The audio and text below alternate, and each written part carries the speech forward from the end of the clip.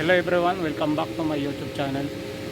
Sa video content na to, ang gagawin natin ngayon ay maglilinis tayo ng EGR valve ng isang Montero Sport. Kaya tara gawin natin mga guys. Guys, ang ating mga tools na gagamitin sa ating pagtatanggal ng ating EGR valve: ratchet handle, 14mm na short socket, then meron tayong 10mm na deep socket, 12mm na deep socket, at saka 14mm na deep socket. So yan mga guys ang ating mga tools na gagamitin. Ito guys yung ating EGR valve. Tatanggalin natin yung harness connector. May 4 pieces na mounting bolt na 14mm. Tatanggalin natin yan. Then meron tayong dalawang 12mm na bolt. Tatanggalin natin yan para mailabas natin yung ating EGR valve.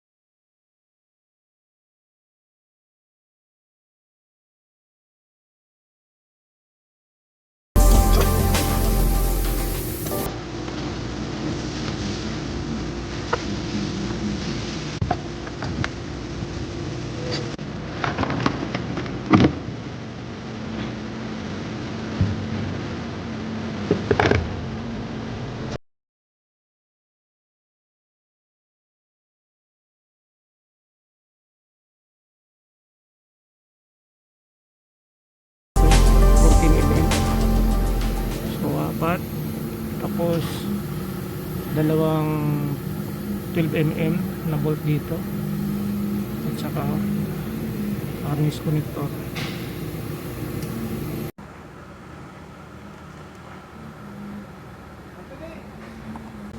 Mga sir, kaya nyo na yan, kaya hindi nyo nadalhin sa mekaniko.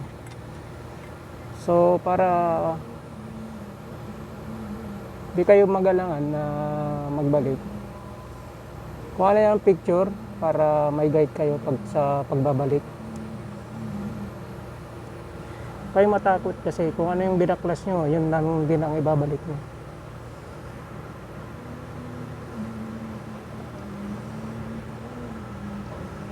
Ayan.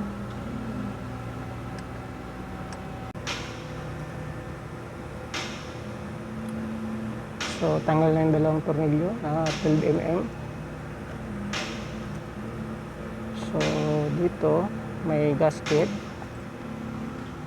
Yan. Tapos yung apat na tornilyong 14mm.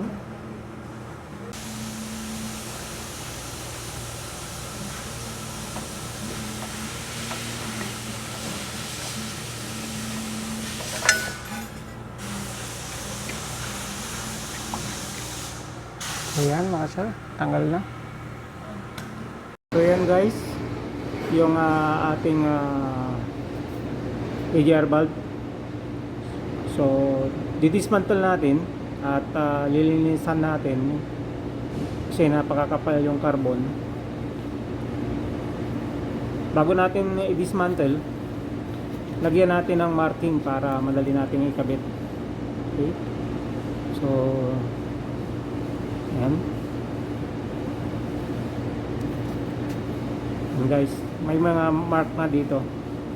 So siya na nating dismantle para malinisan natin yung EGR valve. Gamit natin ang diesel fuel. Okay? So may mga tools tayo dito guys. Impact rings,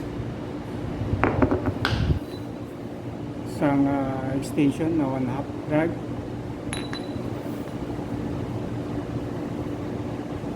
socket na 14 mm deep socket, at saka isang Phillips screw. Ito yung mga gagamitin natin na tools na pang dismantle dun sa ADR valve.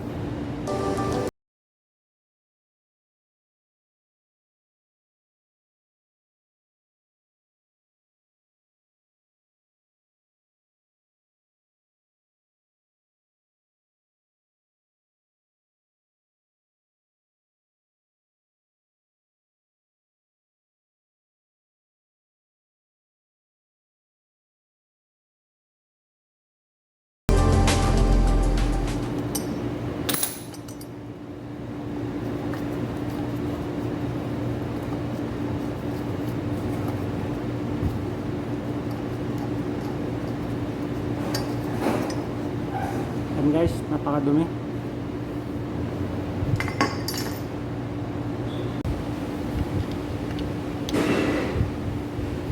Remove na natin yung apat na screw bolt sa ating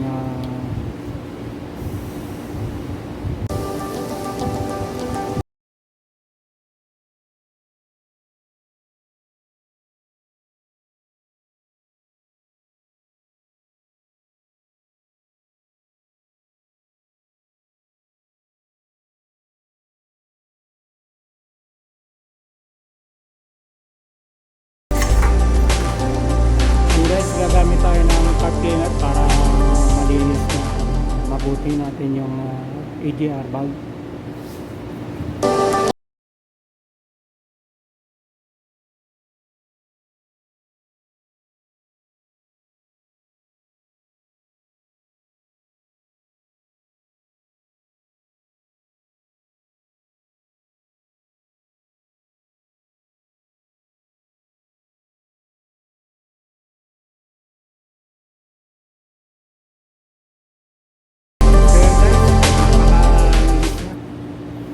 Nilinis na natin. So, yan. Okay.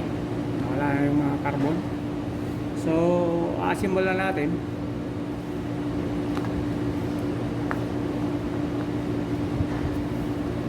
So, yung marking, para madali yung i-install, assemblein, sundan nyo lang yung nilagay yung marking para mabilis ang pag-assemble.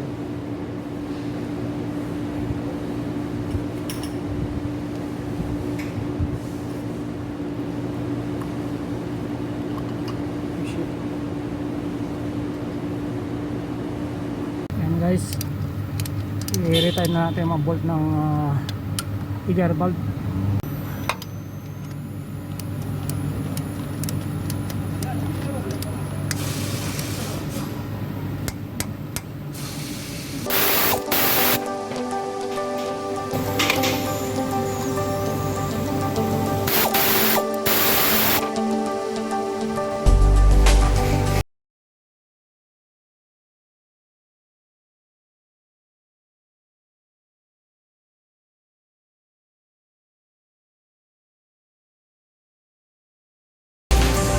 Ayan guys, natapos na natin ang ating cleaning ng ADR valve. So kung may natutunan kayo, paki-click lang yung subscribe button at saka yung notification bell para updated kayo sa mga video na tutorial na i-upload ko.